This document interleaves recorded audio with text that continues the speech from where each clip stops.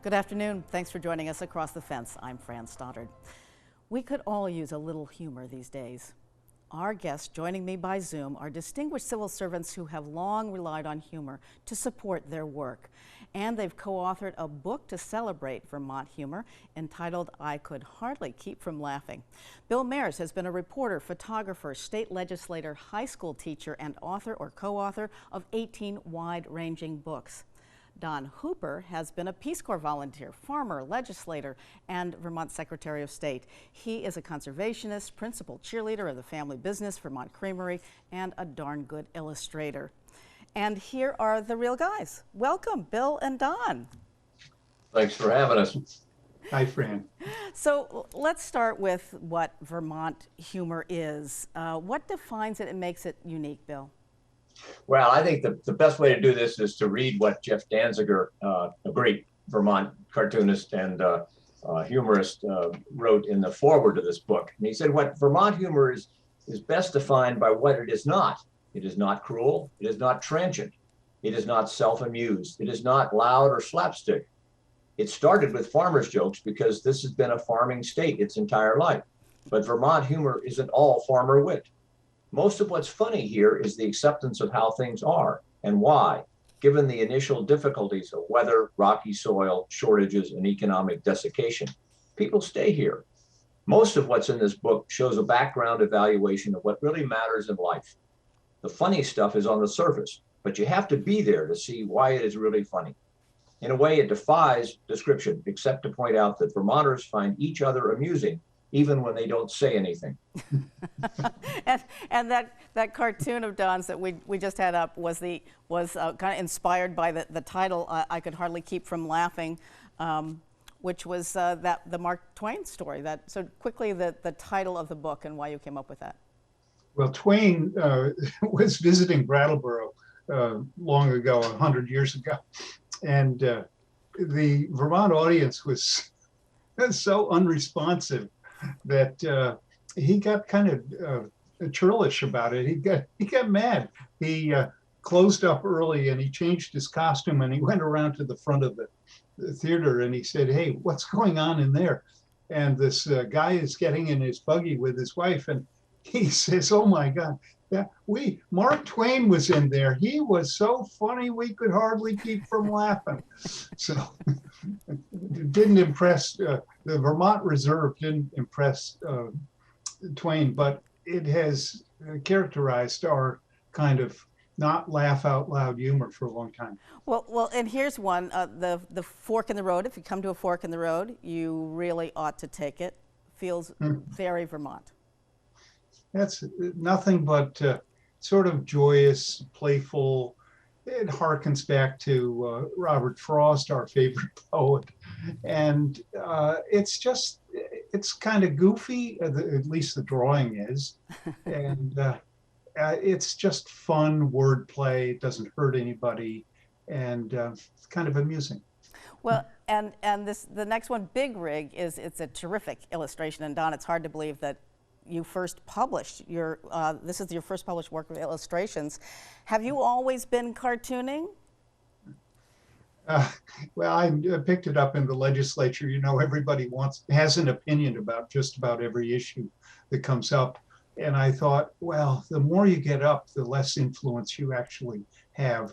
So I started to do sketches. When we do a topic like lobbyist disclosure, I would draw a streetcar who was and make it lobbyist exposure.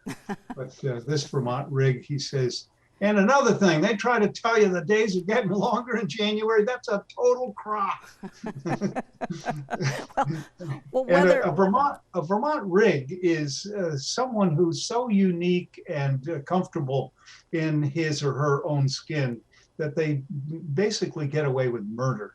And you know the expression, "I'm from Vermont and I do what I want." That's a Vermont Rig. Yeah. So weather, and certainly this is about weather. Weather is always a good theme for humor in Vermont. Bill, we have snow as a tourist attraction here and some other things, but what about weather and humor? And of course there's mud season as well. Well, some people would say that in Vermont, weather is like sex. It's not a joke. But Hooper has a follow-up to this. Well, the archetypal deadpan Vermont uh, dry humor is Grandma, think it'll rain? And she responds, be an awful long dry spell if it don't. So it took me years to even get that joke, but now I do, and I like it a lot. This book is not just funny. It's also a history and a collection of Vermont humor.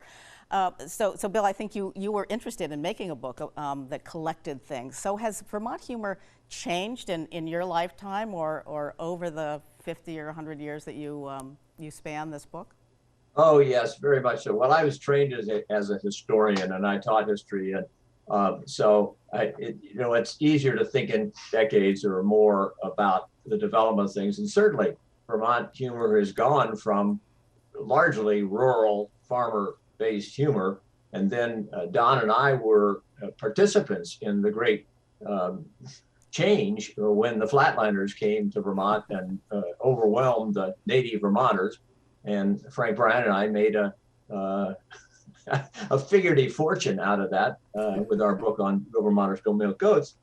Well, then it didn't stop changing, and now we're in a place where there's a lot of stand-up comics around the state in different venues, and their jokes are about today. They're not farmer jokes.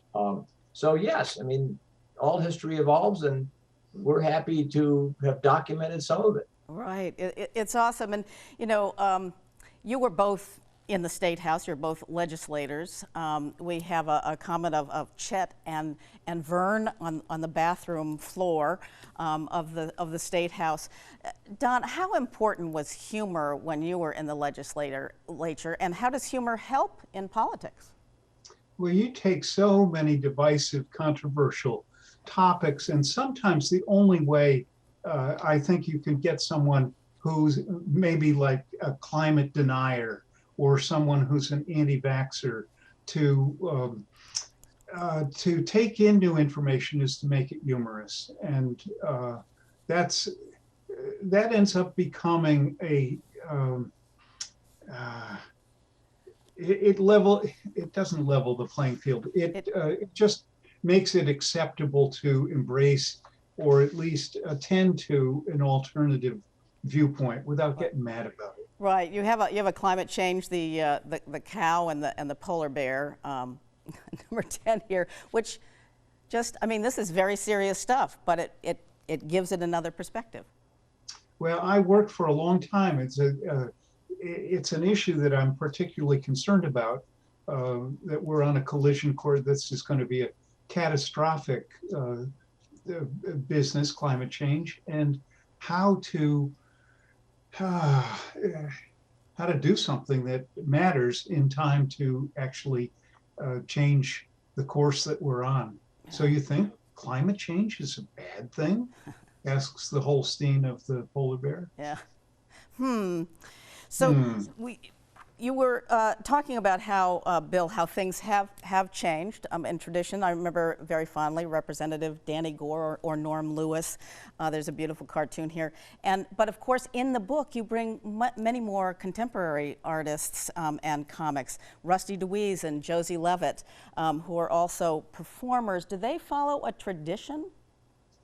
Oh, yeah. Well, I mean, it starts, in part with this guy, this Robert Davis, who we used his booklet on Vermont humor, and we don't really know much about him except he wrote this booklet which had no publishing date, no publisher, and no place of publication. But it's full of wonderful farmer jokes, and so he starts a tradition. Then Alan Foley, who taught at Dartmouth, he went around as the old timer collecting stuff, and Danny Gore. He made a career, a post-education career, out of going around and Norm Lewis as giving talks on contemporary issues. I mean, he was amazing at being able to take a stack of newspapers and flip through them and make something funny out of a headline, just right on the spot. I mean, just a an incredibly sharp mind that went quick, and people loved it. And he was a perennial candidate for governor, and he created this fictional community called Avery's Gore up in the Northeast Kingdom. Right. And then then there was Francis Colburn, who taught at UVM, taught art, but he was a good humorist who picked up things. So yeah, so we hope that people will say in 100 years, well, the tradition included these two yo-yos from the 21st century. Well, speaking of picking things up, there are certainly memorable characters in the book and cartoons. Bubba, Norbert, and Ezra, and Wilbur. There's lots of wordplay in your work. Do you guys just see and hear things a little bit differently than us mortals? Like, here's like this one. The stakes are just too high. But I would say that, I remember just thinking that Chet and Vern were the perfect names for custodians at the State House. But as for thinking differently, Hooper is far, far beyond me in his imagination.